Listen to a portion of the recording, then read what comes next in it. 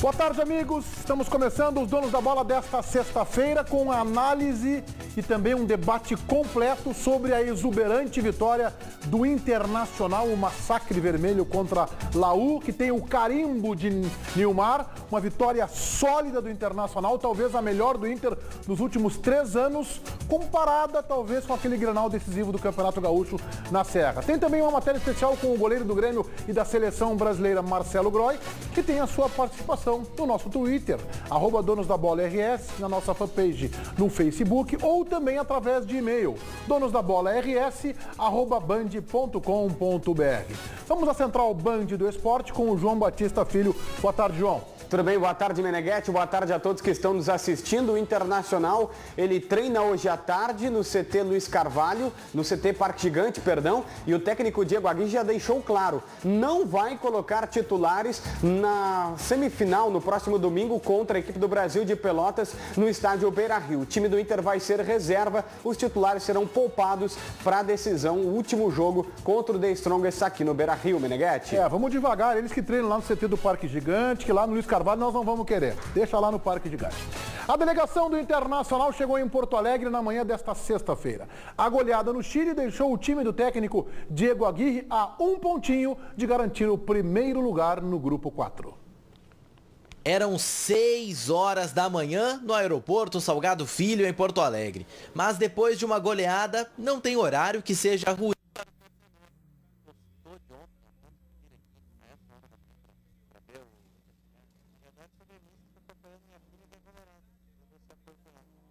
Todo que viu ontem de noite? Sim, foi um bom jogo. Eles jogaram muito bem. 4-0, uma goleada, sim. Foi muito bom. O Inter voltou de Santiago cansado da viagem durante a madrugada. A cara fechada é só por causa disso. A vitória contra a Universidade do Chile, construída com 2 gols de Nilmar, um de Eduardo Sacha e outro de Valdívia, foi a mais expressiva da equipe na temporada. Foi uma atuação de luxo. Foi muito bem, não quer dizer que vai jogar sempre bem assim, não quer dizer que tenha chegado ao seu limite, mas foi excelente. A atuação colorada foi tão boa que a torcida não sentiu a falta de Vitinho e Anderson, que nem viajaram por opção do técnico Diego Aguirre. Entram 11 em campo, e na Libertadores são 18 que participam do jogo. Vai sobrar sempre gente. Nós temos que pensar que todos são jogadores do clube, estão à disposição do clube e o treinador escala o time que entende o melhor. O Inter ainda não está classificado, mas o objetivo a partir de agora é bem simples. Se o time vencer o The Strongest na semana que vem no Beira-Rio, não só passa as oitavas de final, como garante o primeiro lugar do Grupo 4. O nosso objetivo é conseguir o resultado. A qualidade do jogo ela vem na sequência, e estamos chegando lá. A vitória do Internacional foi sólida, foi consistente, repito o que disse na abertura, acho que foi a melhor atuação do Inter nos últimos 3 anos, talvez, comparado com aquele Grenal na Serra, que o Internacional atropelou o Grêmio 4-1. E tem acertos do técnico Diego Aguirre, além de atuações individuais exuberantes, mas do treinador eu quero pontuar uma delas para a gente começar o nosso debate. A solução com o Hernando do lado direito, quando ele não tem o Léo e o Vink, ele apostou em um zagueiro. O Jefferson, enquanto o Alan Ruschel seria o substituto natural, era no ano passado, do Fabrício, ele aposta no Jefferson. Ele joga praticamente com 4 zagueiros, que o Jefferson é um marcador e está jogando muito bem, dando conta do recado. O Rodrigo Dourado, barrando o prestigiado bicampeão brasileiro Newton e o bruxo do Diego Aguirre, o Nico Freitas. Ele apostou no Rodrigo Dourado. A própria coragem dele para tirar o Hever do time, a coragem dele para tirar o Nilmar contra o Cruzeiro, botando o Rafael Moura e depois botando o Lisandro Lopes, que deu conta do recado e definiu o jogo. Então, ninguém critica o Aguirre por ousadia ou por falta de coragem. Ele é um técnico corajoso. Eu o critico pela falta de sequência do time titular. Eu não aceito essa alternância de times, mas está dando resultado por enquanto. Olha, Meneghetti, então, eu acho assim, claro, o fato é, o Internacional jogou muito bem, o Internacional conquistou uma vitória fantástica e realmente teve muitos acertos, aproveitou os espaços generosos que a Laú acabou dando para o Internacional, até por uma necessidade do time chileno. Eu só gostaria de dizer o seguinte, eu não sei ainda se o Internacional teve o rumo alcançado a partir desse jogo. Tá bem. A gente pode até acreditar que pode ser uma evolução e que pode ser esse o marco dessa evolução. Tá? Então eu gostaria de ter um pouco de cautela, né? Eu sei que o torcedor do Colorado está assim exultante, ele tá babando de felicidade. E eu não tenho o direito de tirar isso do torcedor do Inter. Mas melhorar mais. Vou fazer só algumas vírgulas. O Internacional foi competente para aproveitar a oportunidade. Isso não quer dizer que daqui a pouco agora o Inter vai sempre jogar assim. Não, não vai. Tá, mas então, Ribeiro, isso aconteceu, né? Ribeiro, aconteceu. Sempre quando um grande time tem um grande resultado, ele não vai ter uma sequência de grandes. Mas, Ribeiro, as pessoas tá bem. Mas não é só isso. Tu colocando dessa forma, parece que o Internacional pegou um time fraco que falhou e só por isso o Inter ganhou. O Internacional esteve, como nunca esteve neste ano, compactado. O Internacional foi veloz, como nunca foi nessa temporada. O Internacional, no final das contas, além dos bons resultados que vinha tendo, pela primeira vez teve aquilo que nós cobrávamos à exaustão e em profusão: desempenho. O Inter foi um time que atuou em 40 metros, que teve um sistema defensivo impecável e intransponível, com algumas atuações individuais quase que inacreditáveis, e eu cito o Juan, que foi exuberante. O Rodrigo Dourado... Para mim, ele sempre foi o melhor zagueiro. Eu também acho. O Rodrigo Dourado deu uma saída de bola que o Inter não tinha, e essa referência que o Meneghetti faz é importante, porque o Aguirre teve coragem de tirar do time o campeão brasileiro pelo Cruzeiro, Newton, e o bruxo dele, Nico Freitas, para botar um menino, porque ele viu que o menino tinha mais qualidade. E do meio para frente, bom, o D'Alessandro comandou o Internacional no meio-campo. Ele fez o Inter ser veloz, porque o D'Alessandro é que faz o Inter ser veloz, porque o Nilmar e o Sacha sozinhos não conseguiriam ser velozes sozinhos, eles precisam ser acionados por alguém de qualidade. O D'Alessandro fez o Inter ser veloz e o Sacha e o Nilmar acabaram com o jogo. Eu achei muito bom o desempenho do D'Alessandro, tanto é verdade que os jogadores do Internacional procuravam o D'Alessandro. Por quê? Para não perder a bola. O D'Alessandro dificilmente perde a bola, ele sabe o que faz com a bola. Os caras olhavam e aí sim corria o Nilmar para um lado, o Sacha para o outro, e às vezes até se cruzava. Porque ele cansou no segundo tempo do D'Alessandro. Aliás, o Alex não entrou bem. O Alex entrou fora do rendimento do time, né? O Alex, a gente elogia tanto o Alex, né? Ontem ele entrou... Eu acho que deve ser difícil entrar num jogo, assim como é difícil entrar num jogo que tá 0-4, entrar num 4-0 também deve ser difícil, né?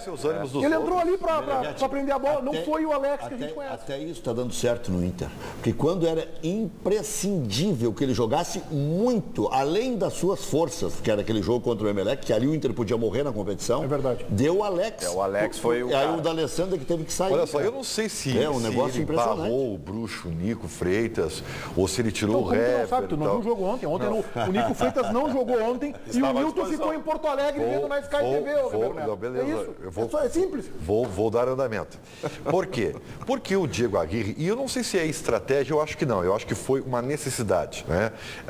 Ele não tem um tipo titular definido, ele tem alternado os jogadores. Isso é uma estratégia dele. Tá? Eu não sei se é estratégia. Não é uma estratégia dele. Eu acho que não. Eu acho que é uma estratégia dele. Ele quer ter 17, 18 jogadores a 100%. Não é necessidade, eu acho que vai continuar. Ele disse 22 jogos. É óbvio isso. Não é uma necessidade porque ele não conhecia o grupo. Agora ele foi fazendo um laboratório. Ele já conhece o grupo e vai continuar fazendo disso ontem.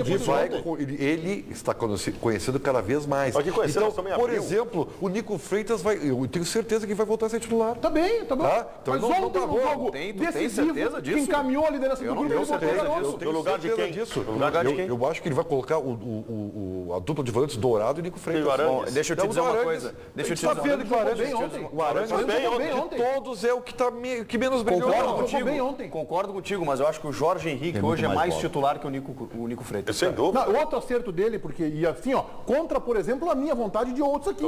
Ele apostou no Jorge Henrique e tá dando certo. Ele encontrou o Dourado, ele recuperou o Jorge Henrique, ele encontrou o William, que vai ser titular da lateral direita se não é alternativa para o Hernando. Encontrou o Hernando como alternativa também. Me ajudem, por favor. O Internacional terminou o jogo ontem tendo no time meninos Jefferson, Alisson, Dourado, Valdívia, Sacha.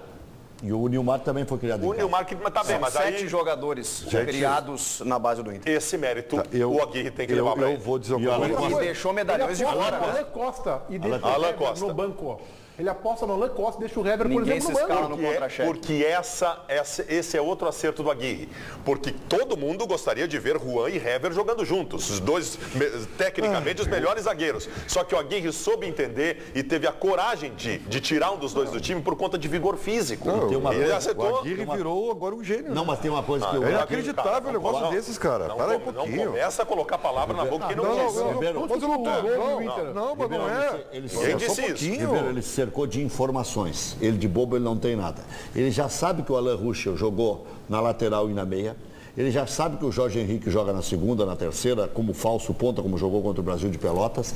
Ele já sabe que o Jefferson é mais marcador do que o Alain Ruschel. Tá jogando na minha opinião, ele está jogando com 4 zagueiros. 4 zagueiros. O Jefferson é quase zagueiro. Quase zagueiro. Limitado para ir à frente, mas está marcando muito melhor. Aliás, a diferença entre ele e o Fabrício é o seguinte, ele sabe marcar, o Fabrício não sabe. Ele é discreto. E era nítido, eficiente. E era nítido no jogo ontem que ele voltava. Ele dava aqueles passes para trás, aquele pique não era para frente, era para trás. Quando a gente olha o time do Diego Aguirre do meio para frente, que a gente vê Rodrigo Dourado, Arangues, Jorge Henrique, D'Alessandro, Sacha e Neymar, esse é um time faceiro. Né? Ele joga com 4 jogadores atrás, postados e que marcam muito bem. Mas eles eram distantes, os setores, e ontem não foram. Aí é que tá, por isso que é importante a gente colocar. Não virou gênio Aguirre, não era um burro antes e virou gênio depois.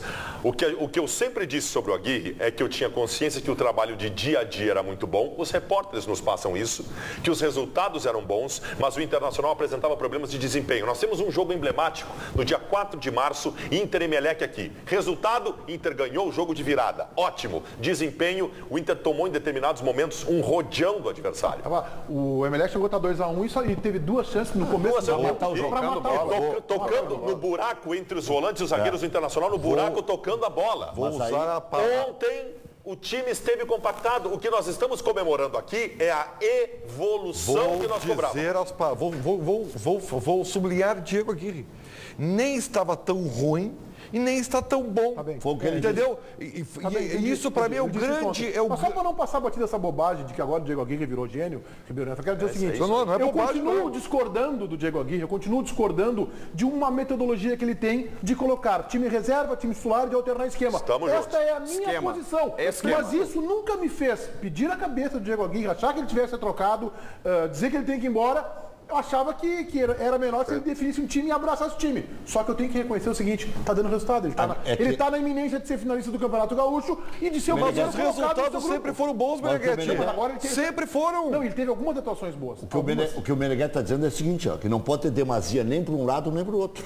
Não precisa jogar sempre com os titulares, senão vai estourar. O Tite agora já está poupando os titulares. Mas também não precisa jogar 22 vezes com 22 times. Eu penso, o Diego Aguirre que escala, quem ganha para isso aí, a responsabilidade é dele. E eu vou te dizer uma coisa. Ele não acha que é demasiado.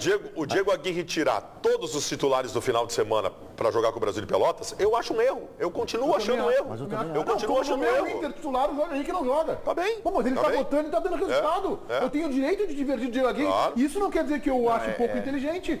É o direito meu. É que o Ribeiro é o seguinte, se nós criticávamos antes, mesmo vendo uma atuação consistente, nós temos que continuar criticando.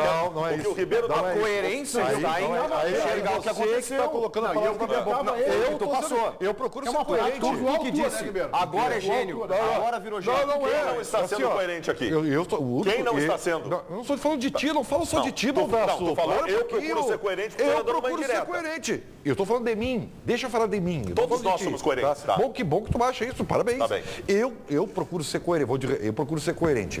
Para mim, o Internacional, ele testou o Diego Aguirre por uma necessidade. Ele veio para cá sem conhecer o grupo de jogadores. Tá? E ele está conhecendo.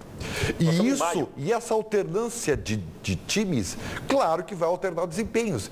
Portanto, o jogo de ontem, que foi fantástico, para mim, é pontual. E eu analiso ele como um jogo isolado. Até porque eu não tenho convicção de que no domingo contra o Brasil de Pelotas, entendeu? O Inter vai ser novamente a mesma equipe.